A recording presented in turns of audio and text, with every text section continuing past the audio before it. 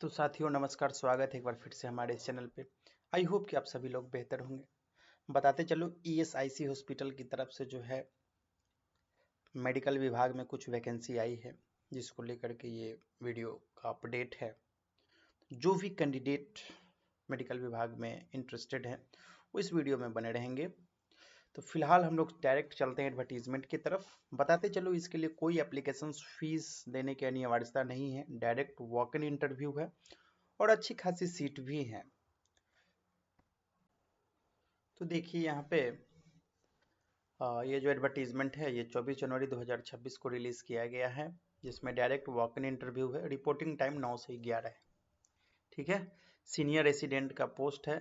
ठीक है। Under residency scheme के तहत जो है ये 3 साल तक के लिए फिलहाल ये रहेगा।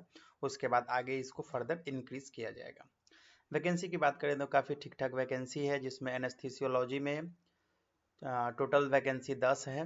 बायोकेमिस्ट्री में डिपार्टमेंट में 1 है, चेस्ट में 2 है, मेडिसिन डिपार्टमेंट में 3 गो है, और ऑर्थोपेडिक्स में डिपार्टमेंट में आपका 3 है, पैथोलॉजी पेडियाट्रिक्स में 8 है।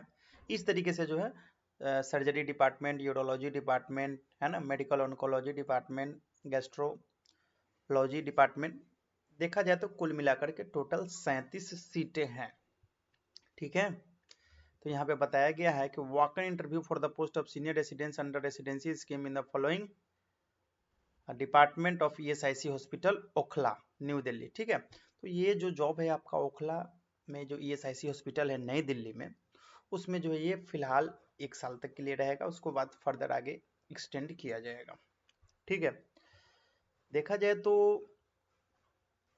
candidate who have already worked as a senior resident under 3 years central residency scheme for 3 years are not eligible for applying for the post of senior resident। जो candidate already कहीं कार्य कर रहे हैं, काम कर रहे हैं किसी हॉस्पिटल में सीनियर रेसिडेंट के पोस्ट पर, तो वो एप्लीकेबल नहीं होंगे। Senior resident who are already working in any government institution shall apply through proper channel. लेकिन अगर सीनियर रेसिडेंट जो भी हैं और वो ऑलरेडी वर्किंग है किसी भी गवर्नमेंट इंस्टीट्यूशंस में हो गया है ना, तो वो प्रॉपर चैनल के थ्रू आ सकते हैं। ठीक है। अब बताते चले इसके लिए जो है आपको पीजी डिग्री मांगा गया है। कंसर्न जो भी आपका डिपार्टमेंट है उसमें स्पेशलाइजेशन होना चाहिए, है ना,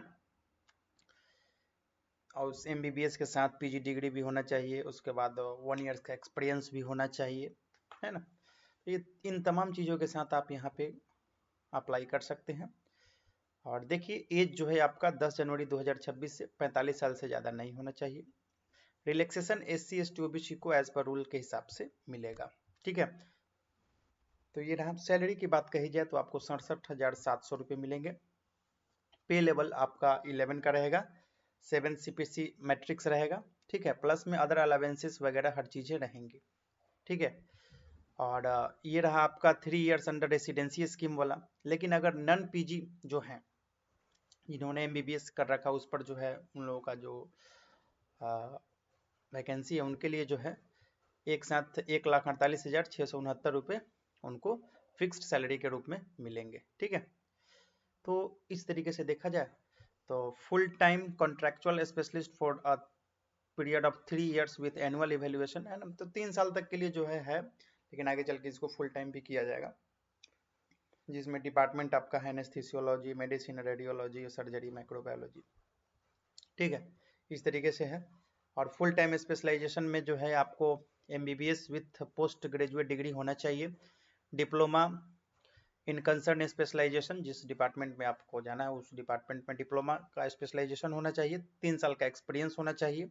ठीक है। तो इन तमाम चीज़ों के साथ आप यहाँ पे कार्य कर रहे होंगे, जिसके लिए फिक्स्ड सैलरी आपको जो है जूनियर स्पेशलिस्ट और सीनियर स्पेशलिस्ट, जूनियर स्पेशलिस्ट को जो 1,48,669 रुपये मिलेंगे, वहीं सीनियर स्पेशलिस्ट को जो है 1,73,045 रुपये मिलेंगे।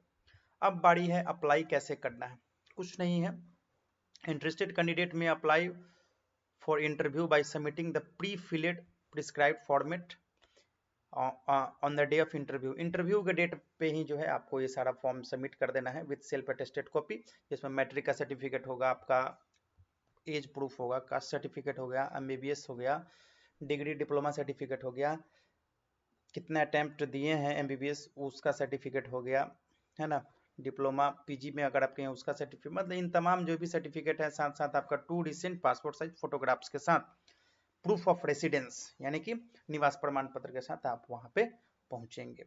बताते चले कि एप्लीकेशन फी जो है SC ST PW PH candidate के लिए जो है या फिर फीमेल कैंडिडेट के लिए कोई अनिवार्यता नहीं है, लेकिन वहीं अदर जो भी कैंडिडेट है उनको 500 रुपये जो है फीस लगेंगे, जो कि DD बनवाना होगा किसके फेवर में, ESI fund account number 1 payable eight new Delhi. ठीक है, ESIC के फेवर में जो है आपको DD बनवाना होगा। तो यह जो चीजें हैं, the absence of work of 15 days without proper permission of competent authority, amendment and appointment engagement, no order and disengagement shall be necessary। देखिए यहाँ पे जो है एक जो भी इसका टर्म्स एंड कंडीशंस है वो यहाँ पे दिया हुआ है, वो सब चीजें आप लोग पढ़ लीजिएगा। बाकी हमारा काम था कि आप सभी को बता देना। देखिए, the candidate advise to bring their original certificate with 1 set of self attested photocopy of following during document verification.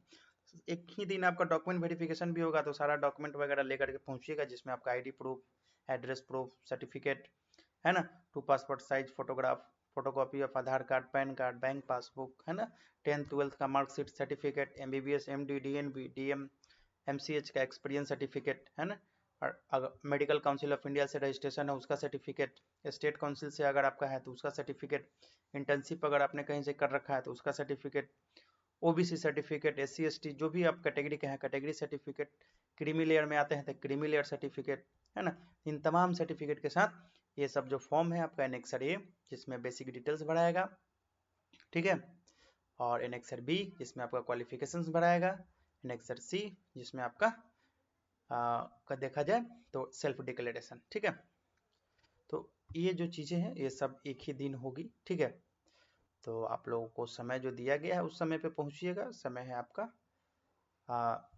9 से 11 बजे, दिन है आपका 30 जनवरी 2026। ठीक है, तो आई होप कि आप इन तमाम चीज़ों को समझ गए होंगे। जो भी कैंडिडेट सीनियर लेवल पोस्ट के लिए इस पे बहाल होना चाहते हैं उनके लिए जो है ये एक बेहतर मौका है। ठीक है, आप कार्य कर सकते हैं, किसी भी तरीके की कोई परेशानी हो इस एडवर्टीजमेंट को लेकर के तो आप ऑफिशियल वेबसाइट पर जाकर के कंसर्न टीम से जो है बात कर सकते हैं, और वहाँ पे ऑफिशियल नंबर भी दिया हुआ है, आप वहाँ से भी कनेक्ट हो सकते हैं।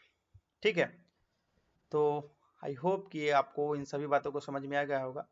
तो चलिए चलते हैं, वीडियो में बने रहने के लिए आप सभी का बहुत बहुत धन्यवाद।